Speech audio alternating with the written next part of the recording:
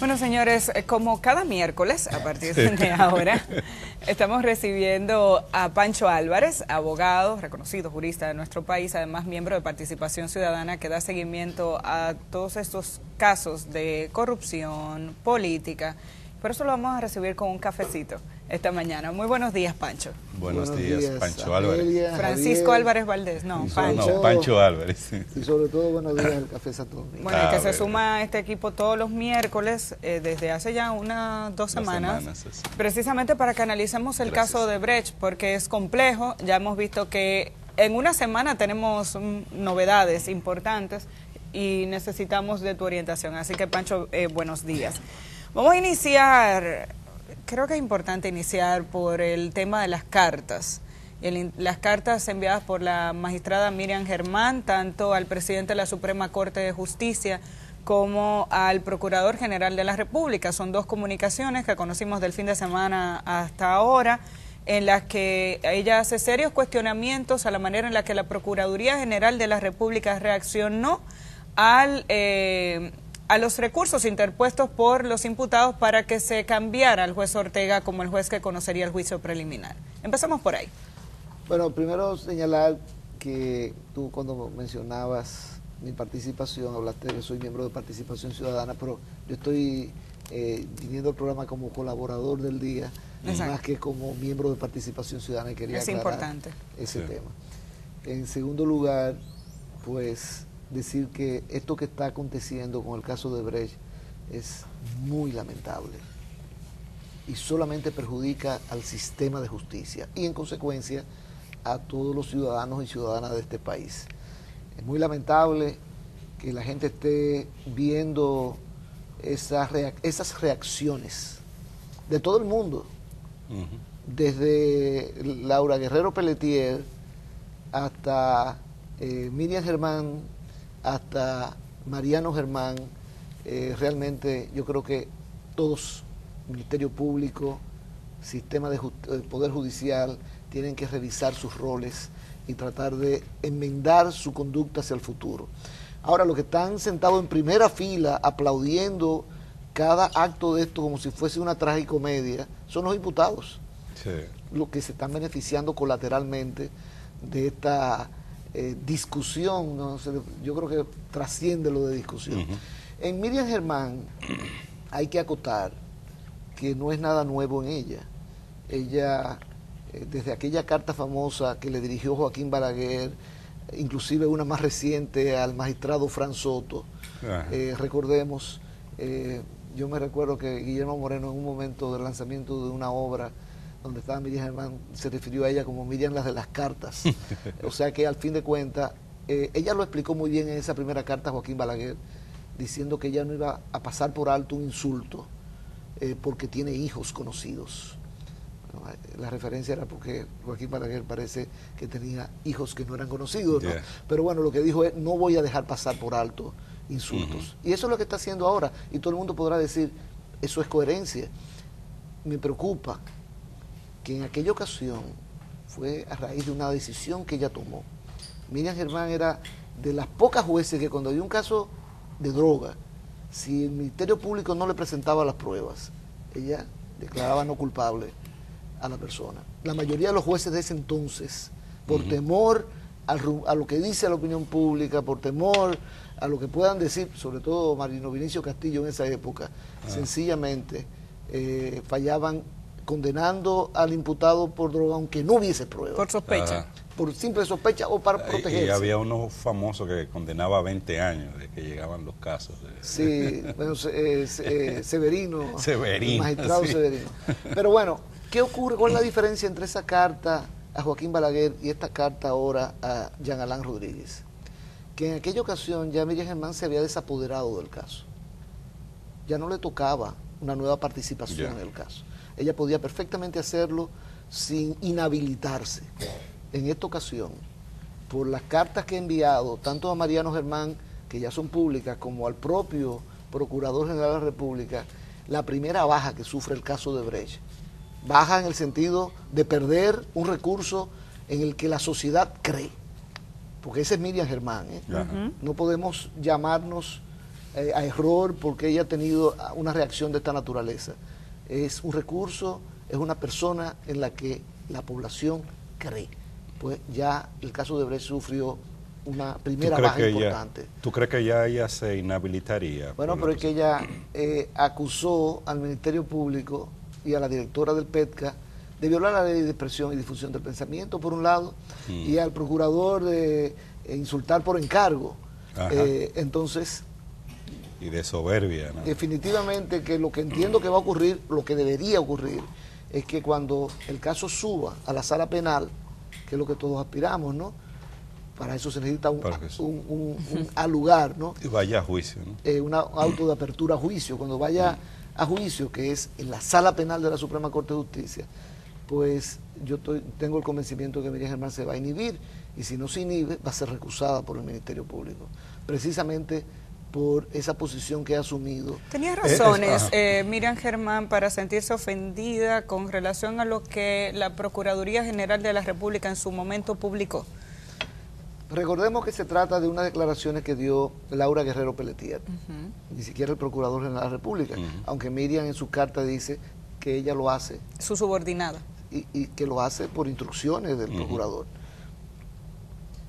Pues la verdad es que yo siempre he dicho, y Miriam lo dice, Miriam dice en su carta que hay dos partes, los imputados y el Ministerio Público, que el Ministerio Público no es más que eso, una parte en el proceso penal, y los jueces son terceros independientes, objetivos, no son parte del proceso, y la magistrada Germán tiene toda la razón al respecto. Bueno, pero como parte en el proceso, ella sabe, y todos conocemos, que las partes en el proceso defienden con garras sus casos, a veces excediéndose. No estoy justificando los excesos, estoy diciendo lo que es una práctica en República Dominicana. De los abogados, los imputados, insultar, decir cosas más allá de lo normal, de eso de los imputados. Pues el Ministerio Público, como parte del proceso, debería tener exactamente el mismo derecho. Ahora, lo que dijo Laura Guerrero Pelletier es que debería rechazarse la recusación, y mencionó creo que dos motivos, porque es una táctica dilatoria esa recusación, lo que pretende es alargar el proceso, y número dos, dijo porque quieren buscar un juez que sea favorable a los imputados, y en consecuencia a la impunidad. Y número tres, porque si se aceptaba eso, quedaba, se elimina la segunda sala penal. Exacto. Bueno, pues miren, el primer argumento de Laura Guerrero Pelletier, de que se utiliza muchas veces como táctica dilatoria, esa es una realidad. Yo no estoy de acuerdo con utilizar, por ejemplo, esa garantía que representa la recusación en búsqueda de un juez independiente. No, yo en 39 años de ejercicio profesional la he ejercido 2 veces, única y exclusivamente, pero es una realidad que aquí se utiliza, se abusa de la recusación para dilatar. Entonces, esa es una realidad. En segundo lugar, que andan buscando un juez más favorable. Eso siempre ocurre. A veces nombran un juez que es muy recto. Una persona como Miriam Germán, incapaz de ser maleada, y entonces hay abogados que dicen hay que recusarlo de cualquier manera para salir de este. Y no saben quién puede venir, pero esperan que sea un juez menos complicado que el que le tocó. O sea que eso también ocurre, y eso no implica un insulto a todos los demás jueces. Yo pongo un ejemplo. Víctor Díaz Rúa ya tuvo un caso anterior que fue archivado. ¿Quién coronó el archivo? La Sala Penal de la Suprema Corte. ¿Cómo estuvo integrada esa sala penal? Como está ahora integrada, presidida por Miriam Germán. ¿Cómo se votó? 3 votos, Fran Soto, Alejandro Moscoso y Víctor Reyes, a favor del archivo, y 2 votos disidentes, Esther Angelina Casanova y Miriam Germán.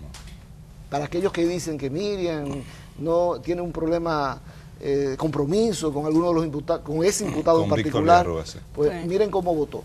Sí. Entonces, bueno, y si designan a Fran Soto como juez de la audiencia preliminar, pues ahí, pues obviamente que el Ministerio Público va a decir, bueno, ahí hay un problema. No estamos diciendo que sea un juez corrupto, no, estamos diciendo que tiene unos antecedentes de haber sido miembro del Partido de la Liberación Dominicana, fue inclusive creo que del Comité Central. Sí. Y aunque después fue fiscal y llegó a la Suprema Corte de Justicia, tiene esos antecedentes. O Alejandro Segarra. O Alejandro Moscoso Segarra, que tiene esos antecedentes que están en su currículum, que nadie puede borrar, pero que obviamente si se está juzgando a quienes fueron sus compañeros de partido en el pasado, pues cierta aprensión queda, ¿no? Entonces, sí, eso no es un insulto a los 15 jueces, ni siquiera es un insulto a aquellos que fueron compañeros de partido de los que están siendo, de algunos de los que están siendo procesados. No, eso es una realidad, eso es un hecho. Y lo que se trata de buscar es una persona que no tenga ese tipo de vinculación para que no haya después las excusas de que no, se trató de un juez que era proclive, en fin. En caso de que Miriam Germán no pueda continuar como parte o miembro de la sala penal, ¿cómo se da el proceso de sustitución? ¿Cómo se haría? Bueno, ahí viene el tercer argumento que señalaban el Ministerio Público, en el sentido de que si se acepta la recusación de Ortega Polanco, se inhabilitaría la sala completa. Sí.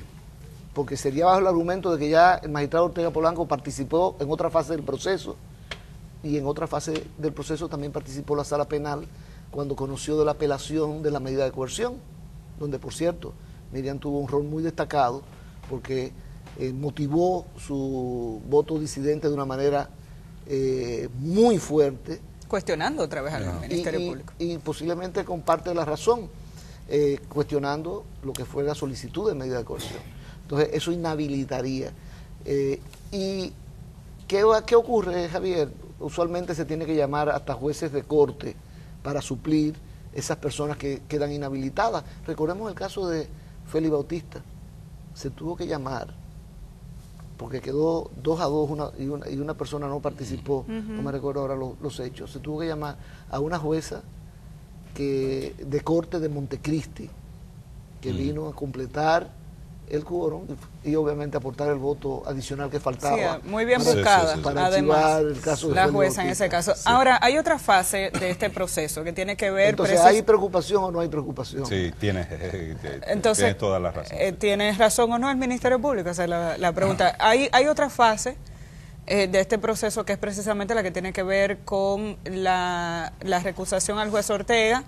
La Suprema Corte de Justicia decidió mantenerlo como el juez que conoce la fase preliminar de este proceso, y él, a su vez, decidió continuar con la convocatoria para la audiencia del próximo viernes. Pero ayer se dio a conocer que el presidente de la Suprema Corte de Justicia respondió al recurso de oposición que interpuso uno de los imputados y uno de reconsideración. Pero parece que se sometió a otro recurso ayer para recusar precisamente al juez Ortega bajo otros argumentos a través de los abogados de Andrés Bautista, que ya habían dicho que iban a asumir la decisión de la Suprema. ¿Qué tiene que ocurrir el próximo viernes? Porque algunos medios dicen que el juez tiene que responder incluso a la solicitud de inhibición del juez. Entonces, ¿en qué situación estamos de cara al viernes? Mira, en primer lugar, el viernes el caso no va a arrancar. Eso es lo primero.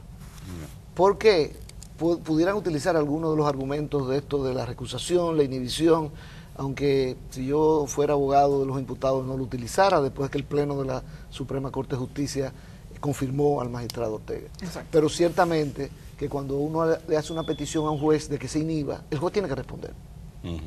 Y creo que fue Andrés Bautista el que solicitó primero la inhibición, y si el juez no se inhibía, la recusación, que es lo que usualmente se hace. Se le pide al juez que se inhiba, que es una decisión de conciencia del juez.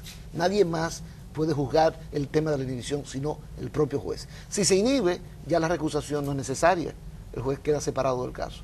Pero si el juez rechaza la inhibición, entonces tiene que conocer de la recusación. Que él tampoco la rechazó, sino que le pidió a la Suprema que decidiera. Y ahí viene el dato curioso. En este caso de Brecht se están viendo cosas nunca vistas. Está como el Mundial.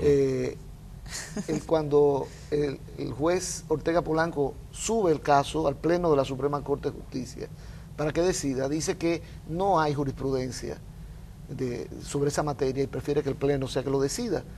Pero es que el juez Ortega Polanco debió pronunciarse sobre la inhibición, rechazándola obviamente, porque si la aceptaba no tenía que subir el expediente al Pleno.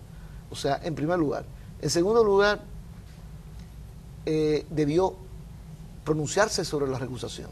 Tampoco lo hizo. Dejó que el Pleno lo hiciera. Y probablemente el viernes lo que le planteen es, usted no se ha pronunciado sobre la inhibición, le pedimos que se pronuncie. Pero, repito... Con él haberlo subido y posteriormente convocado a la audiencia que ya había planteado, no está respondiendo, ha decidido continuar. Sí, lo que pasa, yo estoy de acuerdo contigo. Sí, claro. La decisión está implícita. Implícita. Desde el momento que lo sube, porque está rechazando la inhibición y obviamente la recusación. Pero esa es una decisión implícita. Los jueces no fallan de manera implícita, tienen que ser de manera expresa. Pero yo señalaba que el viernes el caso no va a arrancar por otras razones. ¿Por qué? El Código Procesal Penal tiene, y es verdad, un plazo muy corto para que los imputados respondan a una acusación que se acaba de presentar. 5 días. Imagínate que el Ministerio Público se pase un año investigando, levantando 1.711 pruebas y se le dice a alguien, produce un escrito de defensa y tú pruebas en 5 días. Entonces, ¿qué ocurre en la mayoría de los casos, complejos sobre todo? Que por cualquier fallita en el tema de la notificación de las pruebas, se pide lo que se llama la reposición del plazo. Que el plazo comience a correr nuevamente, el de los 5 días.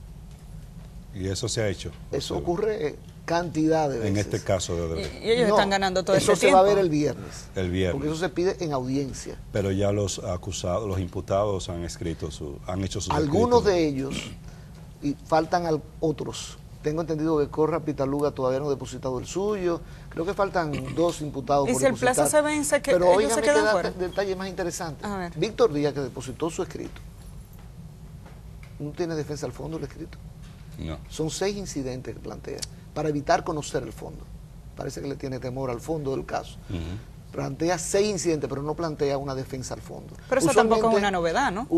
Usualmente, ¿qué hacemos los abogados? Planteamos nuestros incidentes y por si no son acogidos, la defensa al fondo. Pero ellos están tan seguros que se va a reponer el plazo el viernes, que están guardando sus argumentos de defensa para profundizar en ellos, recabar nuevas pruebas. ¿Y qué implicaría el plazo? 5 días. A partir de ahí comienza a correr el plazo nuevamente.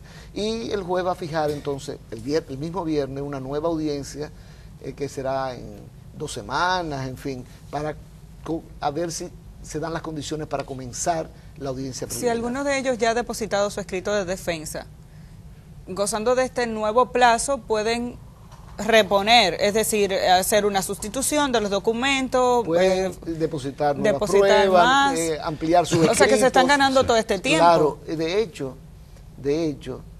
uno de los argumentos que tengo entendido van a utilizar, porque he conversado con algunos de los abogados de los imputados, es que el Ministerio Público puso a su disposición, por ejemplo, pruebas que están en un CD. Que no abren. En un CD encriptado, sin darle el password, la contraseña, la clave, para poder abrirlo. Entonces, bueno, ese es un argumento que obliga a una reposición del plazo automática. Por eso estoy diciendo, yo estoy convencido, por no decir completamente seguro, de que lo que va a haber, en todo caso, si no hay otro incidente, una reposición del plazo. Pancho, brevemente, ¿podemos explicarle al público cómo funciona esta fase del proceso, esta fase de instrucción?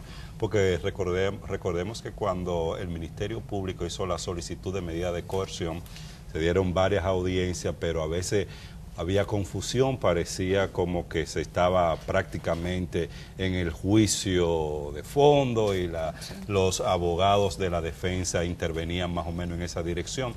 ¿Qué se espera que pase ahora en este proceso, en estas audiencias de instrucción? El juicio preliminar. Lo mismo que pasa en los casos de esta naturaleza, que son casos que inevitablemente son mediáticos.